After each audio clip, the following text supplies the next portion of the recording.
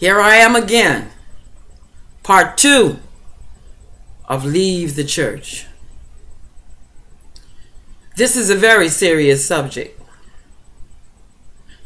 And I would not be out here making these videos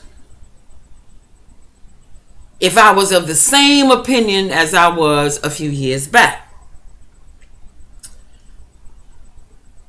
My point of view was this: as God has spoken to me directly and led me out of the organized church system, He can do the very same thing for you. He can speak to you if He wants you to come out, and He can lead you out as He did me. But then I started to ask myself, if I saw a house burning,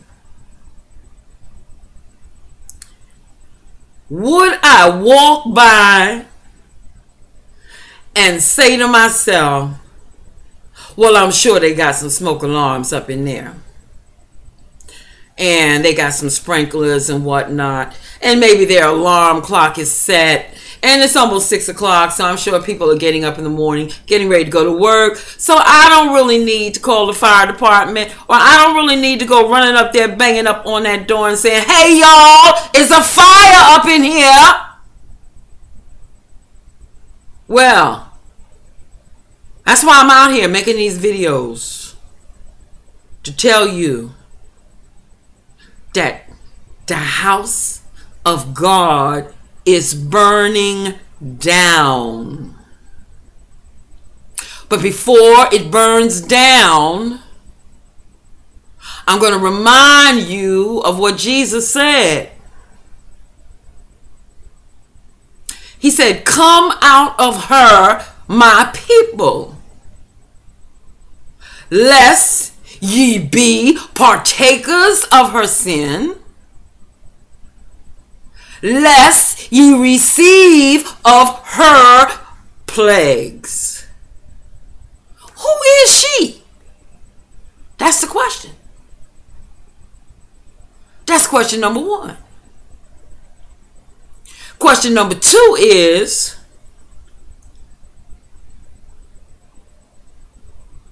where are God's people? Some people want to believe that this nation is her, or some other nation is her, and that we must come out and give up our citizenship, and I don't care what anybody say, the best nation of the world, and go settle somewhere else, as if the devil can't find us there. No. God's people are not just in this country. In fact, most of the people in this country are nominal Christians. In other words, in name only. This country and every church in this country was founded by Freemasons. And what is Freemasonry? It's witchcraft. So no, God's people are everywhere. But mainly, God's people are in the church. Yes, sir. There are plagues in there.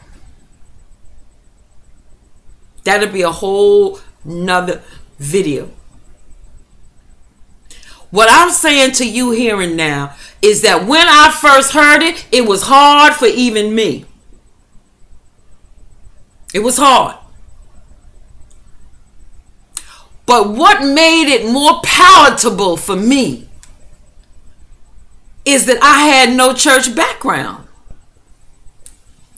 None at all. No church background at all. I was 33 years old when the Lord broke into my house. An atheist I was. He broke in on me. It was March the 29th, 1977, on a Monday at 4 o'clock in the afternoon. He came knocking. No, he didn't knock. He busted the door down and knocked me down in the process and said, "Here, you think you're so smart. You think there's no such thing as Jesus, that I'm a myth. Well, here I am." He showed me my sin, caused me to believe in my heart that a dead man lives, and I was born again on that day. But I knew nothing of church, and that was a big help to me. I did not go to church until I was 35 years old. I'd been born again 2 years. And I went to church because I'd had 3 dreams of a particular pastor. And in those dreams, I was told to find him. And when I found him, he said to me, "Well, you know, God looked like he's dealing with you one-on-one on his own." And he didn't really even encourage me to go to church. But he said, "I think you ought to find yourself a place to worship." I said, "Well, aren't you a pastor?" He said, "Yeah." I said, "Well, why aren't you inviting me to your church?" He said, "Oh, you can come." And I went. And when I went, a power came on me in there that dropped me to my knees. I never questioned that power. I always assumed it was God. And so I spent 25 years in a place that I find out in 2007 God didn't send me there. He didn't send me there. He waited 25 years to tell me that. Did I say, "Lord, why you wait so long to tell me this?" No, I had better sense than to say that. But in 2007, he spoke again. Because I had gone back and visited the former church at a denominational conference where everybody was there. Hundreds of people. And everybody had welcomed me and thought I was coming back to the church. There was a new bishop. He offered full support.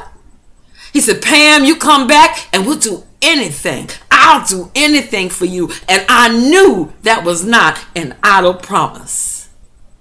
And I smiled. A power had come on me while I was there to try to force me down the aisle and make me walk to the front. The power was so strong, and I did it. And then 2 days later, the Lord spoke again. He said, "Pam, that same power that came on you is the same power that came on you in 1979 when you first went over to that place." He said, "It wasn't me then, and it wasn't me 2 days ago." I said, "What?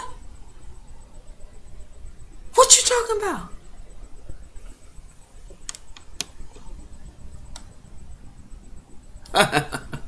Till next time.